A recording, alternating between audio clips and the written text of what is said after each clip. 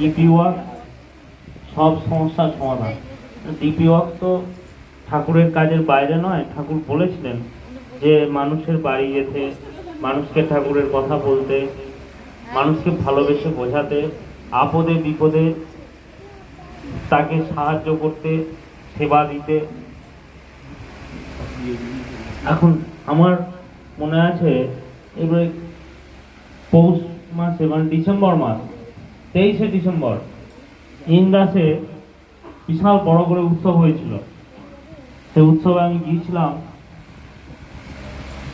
প্রচুর মানুষ এসেছিল।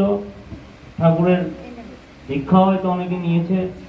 হ্যাঁ, ভালো কীর্তন হয়েছে, ইষ্ট প্রসঙ্গ হয়েছে, প্রচুর মানুষ খাওয়া দাওয়া করেছে। প্রায় শীতকালের দিনে বিকেল 4টে পর্যন্ত ঠাকুরের ভান্ডারার প্রসাদ বিতরণ হয়েছে। ওখানে একজন